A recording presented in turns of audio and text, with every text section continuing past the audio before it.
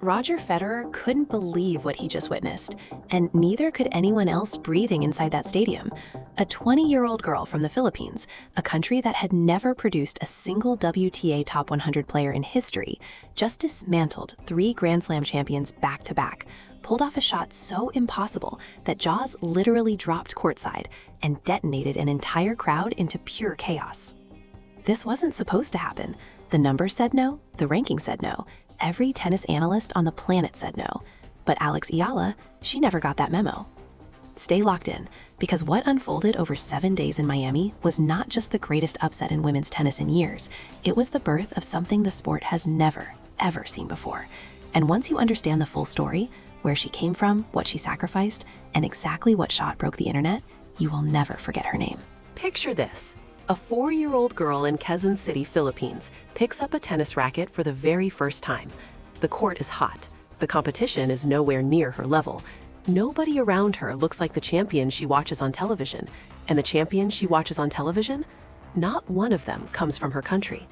Not one. The Philippines, a nation of 115 million souls, burning with passion for basketball and boxing, had never placed a woman inside the WTA Top 100. Not once. Not in the entire history of professional tennis since rankings began in 1975. 0 representation. 0 history. 0 blueprint. For a young girl with enormous dreams, that silence should have been deafening. For Alexandra Maniego Eala, it was fuel.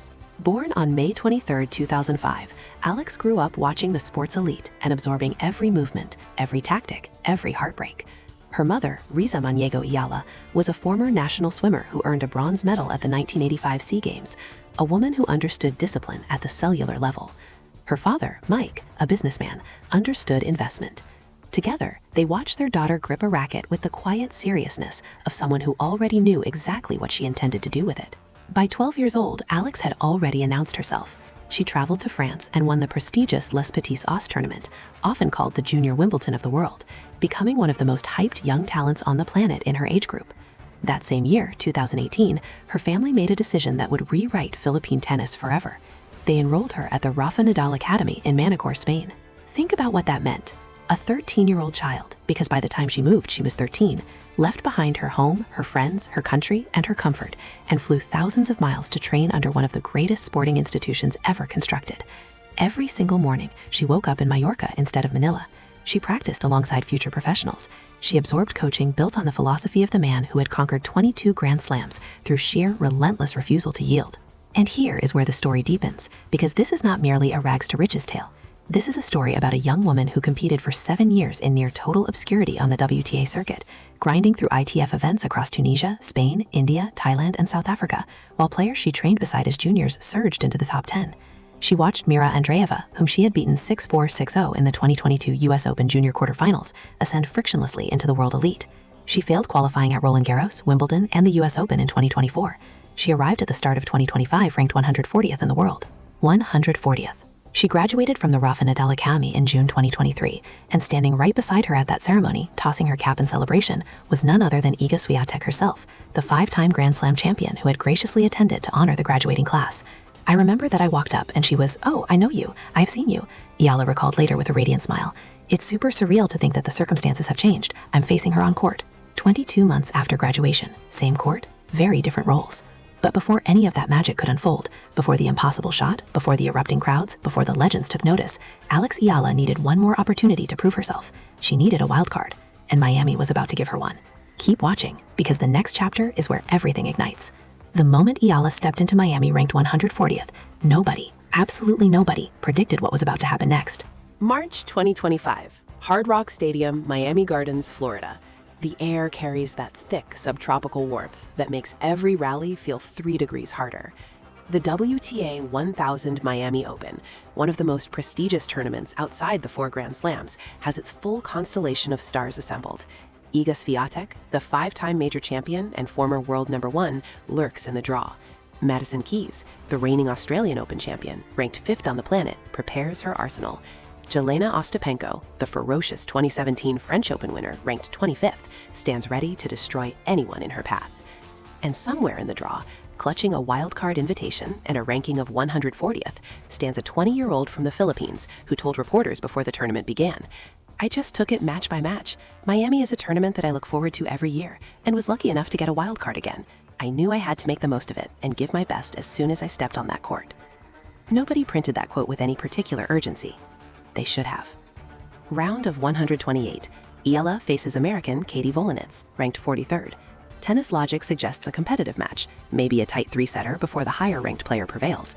Instead, Eala wins 6-3, 7-6. Clinical, composed, a quiet statement. Round of 64. Jelena Ostapenko, a woman whose forehand has been described as a controlled explosion, a former Grand Slam champion who hits the ball with a violence that makes top 10 players wince, stands across the net. This should end Eala's week. Everyone watching assumes it will. The match stretches into tiebreakers, genuine warfare on both sides, Ostapenko's massive ground strokes trading blows with Eala's aggressive early ball striking. Final score, 7-6, 7-5 to Eala. First player from the Philippines to defeat a top 30 opponent on the WTA Tour. First barrier shattered. But nobody outside tennis obsessives has noticed yet. The real earthquake is still 48 hours away. Round of 32. Madison Keys, world number 5, Australian Open champion, one of the most powerful players on the circuit. Against an opponent ranked 140th, Keys should, by every reasonable metric, impose her will within 90 minutes and move along toward the title she is considered capable of claiming. What transpired instead will be studied in Philippine tennis academies for generations. Eala dismantled Keys. Not survived, not upset. Dismantled. The final scoreline, 6-4, 6-2, does not adequately communicate the authority with which she controlled that match. She stood inside the baseline, weaponizing her left-handed topspin, robbing Keys of time on every single exchange. She attacked second serves with the aggression of a player ranked 50 spots higher. She redirected Keys' formidable ground strokes with angles that drew gasps from every corner of the stadium. A tearful Eala stood on court afterward, emotions finally breaching the surface. "My coach, family, and team kept reminding me to believe in myself," she said through happy tears. "That was my biggest driving force." Rafael Nadal, watching from Spain, immediately posted on X, "Congratulations, Alex. What a great win for you and for the Philippines." The tennis world stirred. Something remarkable was developing, and Alex Eala, composed, methodical, terrifyingly precise, was just getting warmed up. Because next came Świątek.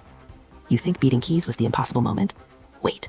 Because what Eala did to the world's second-ranked player 3 days later was so extraordinary, even the legends couldn't look away. Wednesday afternoon, Hard Rock Stadium. Sweltering Florida heat pressing down on every spectator, every ball boy, every official in the building. Iga Świątek, ranked second globally, 5 Grand Slam titles inscribed on her legacy, owner of a 38-match winning streak against players ranked outside the top 50, walks onto the court carrying the absolute certainty of a champion defending sacred territory. Alex Eala walks on wearing maroon and white. Nobody in the media box has prepared for what follows. Commentators have their narrative ready. Scrappy wild card extends memorable run, loses respectably to elite champion, boards playing home with head held high. Standard story, predictable arc. The match begins, and Eala immediately does something that stuns every analyst watching. She breaks Świątek's serve in the very first game. Then again, and again, and again. By the end of a first set that left Świątek visibly bewildered, Eala had broken serve 8 times across 2 sets. 8 times against a player who had allowed 0 breaks in her previous 3 matches combined. Świątek's usually devastating cross-court backhand, the weapon that has dismantled virtually every opponent she has faced across 5 major championships, was being redirected up the line with flat, piercing precision that left the Polish champion frozen, bent at the waist, staring at the court where the ball had just landed as if questioning the physics involved. But then came the moment. The singular point that detonated the crowd, ricocheted across social media within 30 seconds of occurrence, and landed in the consciousness of every serious tennis observer on the planet, including those connected to Roger Federer's inner circle. Mid-second set, Świątek, fighting to claw back momentum, launches one of her trademark heavy topspin forehand cross-court with tremendous depth and pace, the kind of ball designed to push opponents 3 feet behind the baseline and force a defensive response. Most players at Eala's ranking level, and many ranked far above her, would absorb that ball with a slice, reset the rally, and begin constructing a point from scratch. Eala takes one explosive step forward, catches the ball an inch above the bounce, and drives an inside-out winner down the line at a trajectory so acute, so geometrically improbable given her position, that the entire stadium, thousands of voices, inhales in collective disbelief before detonating. Świątek doesn't move. She watches the ball skip past her, straightens up slowly, and stares down the line with an expression that communicates everything without a single word. Even the chair umpire paused a beat too long before announcing the score. Eala pumped her fist. The crowd shook. Social media fractured. That clip, under 5 seconds of tennis, accumulated millions of views before the match even concluded. Commentators scrambled for the correct superlative and found none that felt sufficient. "I've been loving the way I've been feeling on court," Eala said afterward. "I'm trusting my shots, and I have a great team that tells me I can do it." Final scoreline. Eala defeats Świątek 6-2, 7-5. The first player ranked outside the top 100 to defeat Świątek in 4 years.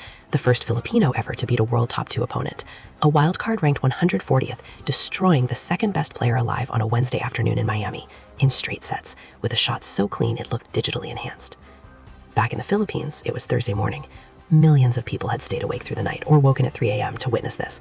Streets fell quiet during the match. Entire families gathered around screens normally reserved for basketball. Group chats detonated with capital letters and national flag emojis. Teachers arrived at classrooms the following day and didn't bother with a lesson plan.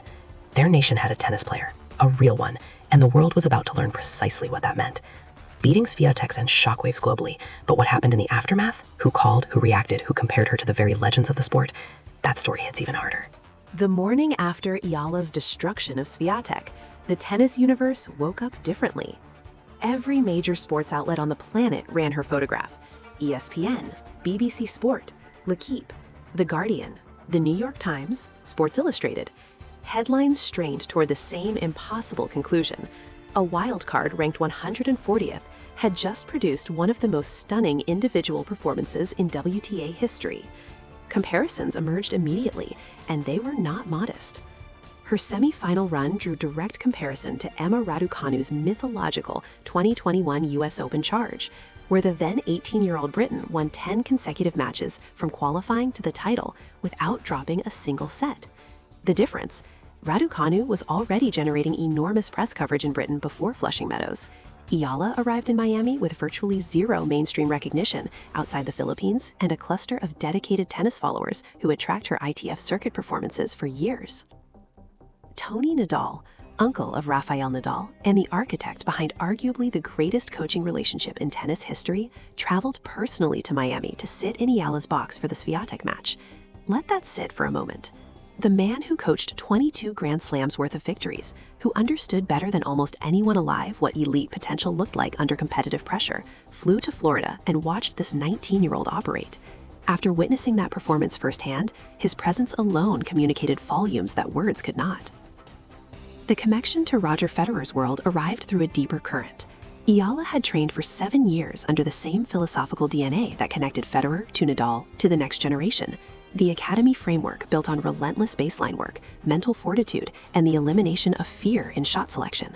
The shot that erupted stadiums and froze Świątek, that inside-out forehand redirected at an impossible angle, carried the unmistakable fingerprint of someone trained to take the ball early and refuse hesitation at all costs.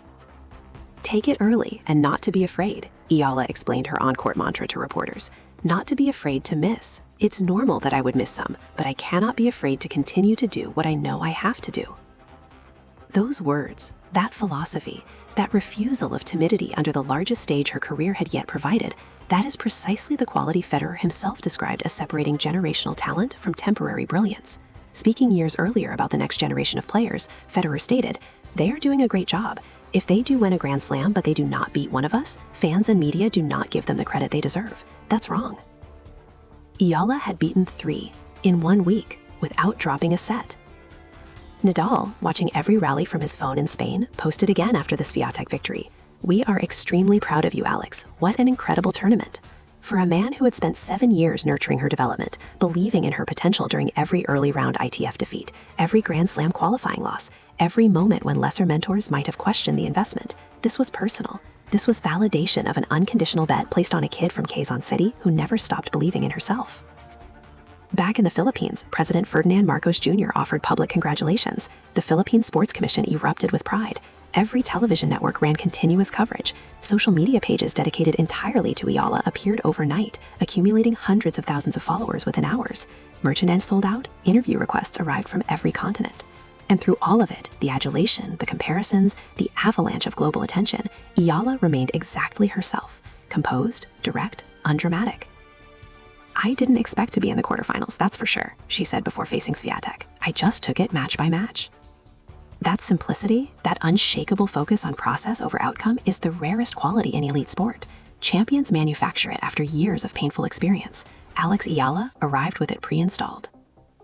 The world had seen her shots. They'd witnessed the crowd erupt, but nobody had yet understood the full weight of what this girl was carrying on her shoulders, the pressure of an entire nation, 115 million people watching every single point. That chapter of the story is unlike anything else in modern tennis. Imagine carrying a country. Not metaphorically, not in that comfortable, inspirational poster sense where athletes describe feeling supported by fans. Concretely, actually, the weight of being the single point of tennis existence for 115 million people who had never previously had a player at this level to believe in. Every player at the WTA Miami Open carried pressure. Świątek carried the expectation of a dominant champion. Keys carried the burden of a reigning major title to defend. Sabalenka carried the momentum of world #1 status. These are enormous pressures, the kind that reduce professionals to rubble on ordinary days. Eala carried something structurally different. She carried absence.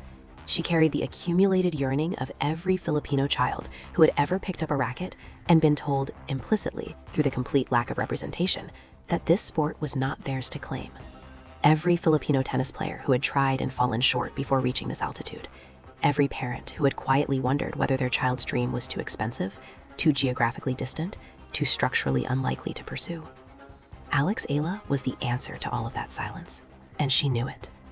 Her parents flew in from the Philippines specifically for the quarterfinal against Świątek.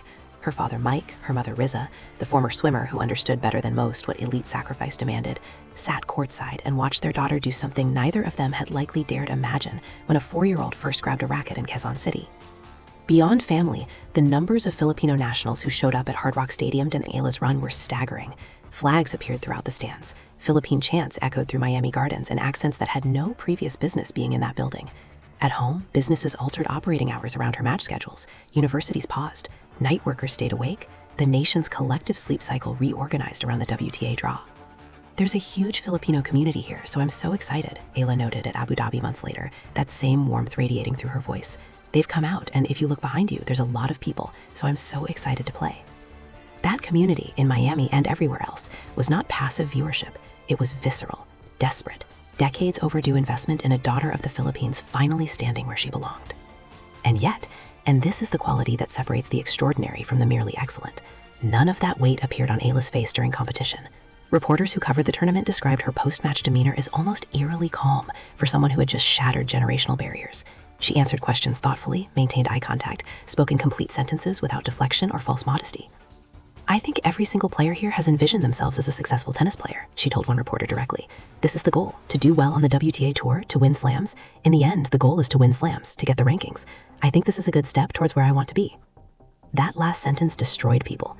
Not a good run, not a great week, a step towards where she intends to arrive.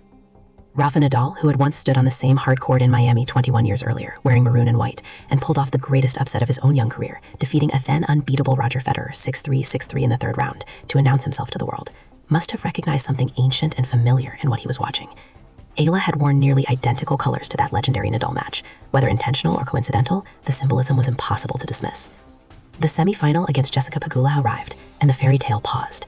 Pegula, the 4th seed, ranked 4th globally, and a veteran of major final experience, adapted across 3 sets and prevailed 7-6, 5-7, 6-3. When the final point landed, Eala stood on that Miami court and soaked in something most 20-year-olds never experience, a standing ovation from thousands of people who hadn't come to cheer for her specifically, but simply couldn't help themselves. Defeat had never felt more like a beginning. The real work starts now, Eala said afterward, and she meant every syllable. But here's what nobody tells you. The Miami run was just the opening act. What Eala accomplished in the months that followed, and what Roger Federer's world made of this extraordinary young woman's rise, that final chapter reframes everything you just witnessed. From a wild card ranked 140th to the highest ranked Filipino in WTA history. From obscurity in ITF tournaments across 4 continents to dismantling 3 Grand Slam champions in 7 days on one of the world's biggest stages. From a 13-year-old who left home and crossed oceans chasing a dream her country had never seen, to a 20-year-old whose name now lives in the same sentence as the sport's greatest legends. Alex Eala didn't just make history, she rewrote what was considered possible. And the most terrifying part for every opponent on the WTA Tour? She said it herself. Miami was just a step toward where she intends to arrive. Watch this space. If this story moved you, if Alex Eala's journey gave you chills, smash that subscribe button right now. Every week, this channel brings you the most powerful, deeply researched stories from the world of tennis that mainstream media simply won't take the time to tell. Subscribe, hit the bell, and become part of this community, because the next chapter of Alex Eala's story is coming fast, and you are not going to want to miss a single point.